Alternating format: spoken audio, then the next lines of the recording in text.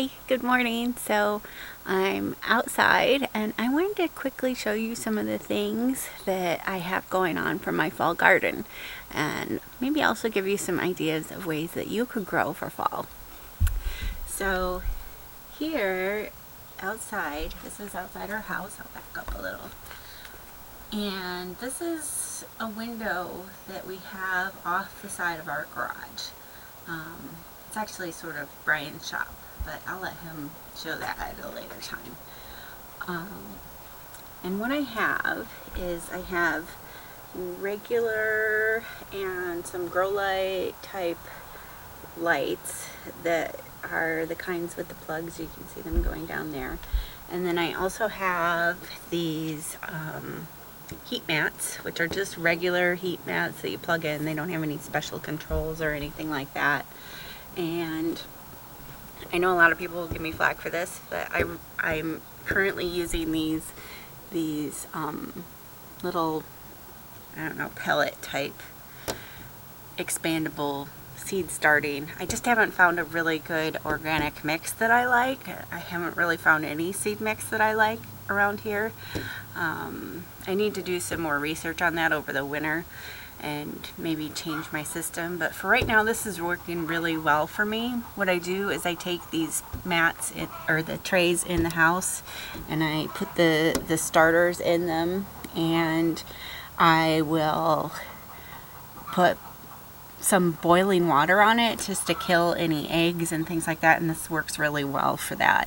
And then I fill the rest up with some cooler water, and then once they're cool, then I put my seeds in and move them out here.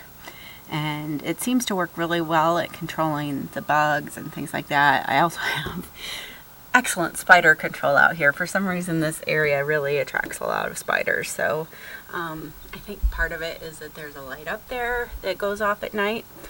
And so I start my seeds out here, and I have a good bit of room in the window, and then I have another sort of like baking type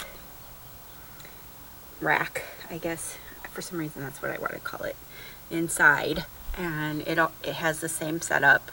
I really actually like the long light bulb type of deal better than the grow lights even, mainly because I can use daylight bulbs in there and it's a lot less expensive, and I can switch them out really easily, and it just is a lot more convenient for me. And I feel like that really does a lot better. You can see how big these ones down here on the bottom are. Those are under just daylight bulbs, and you can also see in here the difference from one end to the other. And it's kind of an interesting experiment that I've been looking at, is seeing the difference that they start to grow once that light starts helping them. So I do notice that the daylight bulbs actually seem to work even better than these little cheap grow lights. So interesting experiment anyways.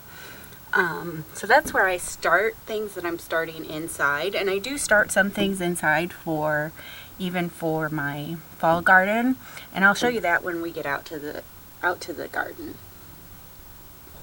So here I am kind of approaching the garden, and as you can see, it's full.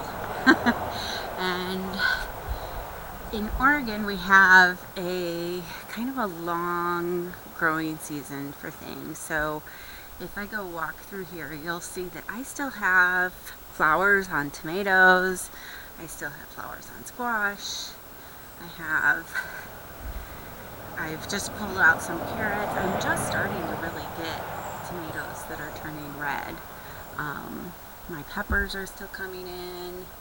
So it's hard for me to pull these things out because I haven't gotten good production off of them, but I know it's going to be dwindling out soon. So I probably will get the bulk of my harvest towards the end of August, the beginning of September, and so I really need to wait, especially since this has been a really, really cool summer. We had a very hot spring, and so things got started. So I have the tomatoes that are gigantic. I mean, that is, I'll stand next to it so you can see.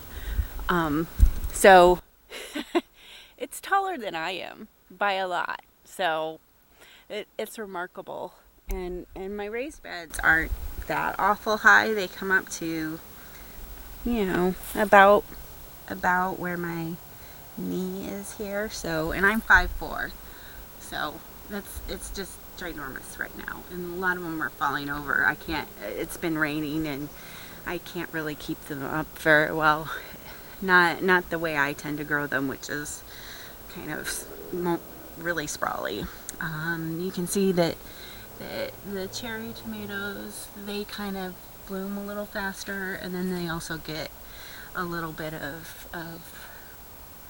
the wilt faster. I need to get in here and really prune this one down.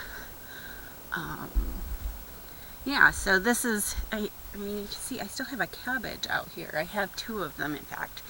This is actually a kind of interesting tip just to throw in here, is I have my cabbage growing in here with, I started these earlier and then I put my squash in around them, and it's kind of actually protecting it from bugs and also keeping it cooler. And so I've got 2 cabbages, 2 big cabbages left in here, and things have just kind of grown around them. So yeah, and you can see I have plenty of squash in there. There's some giant squash right there. So yeah, so that actually works pretty well, just to throw a tip in there randomly.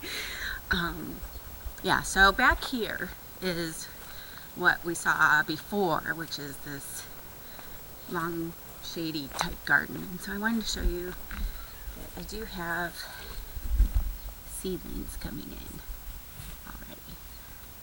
So if you can kind of see that. And this is the Siamese Dragon mix from Baker Creek, and it's already coming in beautifully. So I'm excited about that. There's actually quite a few things coming in. In fact, the first thing that I saw were these really old arugula seeds that I just really threw a ton in there, and there's just tons of them, and I know that will be great because I can feed that to my animals and we can eat it, and it will be just awesome. And that's just arugula, or rocket as they call it in the UK, and probably the rest of the world. We Americans have to be so different. Yeah, so that's kind of what I'm dealing with here, is just having so much still left in my garden that I need to start things by seed. Also, new this year is I have my greenhouse, and you can see I have some tomato starts that I did early in June, and that's also a blueberry plant that I bought because it was cheap. That's my big blueberry. You Midwesterners will probably be amazed by that blueberry bush. I grew up in Michigan where the blueberries are like here, so it's a big difference. So I have this new greenhouse that Brian erected for me out of a kit that we bought the year before, and we finally got it all up, and he built me beds in it. So I'm hoping to put in some experimental plants, and so I want to see if my tomatoes will grow in there. I've already got one planted that I was just seeing kind of how things would do in the heat and things, and I'd also decided to grow some okra, but I started really late on that this year, and my outdoor one just was dying, so I started those. So I'm hoping those will do okay in there. I've also got a roselle next to them, and then there's a couple peppers in front. 2 of them have died. So I'm not sure if that's from the heat or what. And then you can also see there's some flowers that I just kind of didn't take very good care of. So I'm really hopeful that maybe some of these tomatoes and peppers might be extended in here, because a lot of the problem I have is that it gets too wet. So I'm hoping I might be able to do a second little mini run of some tomatoes and peppers and maybe see how they even do in here, although I think the light might be a big problem.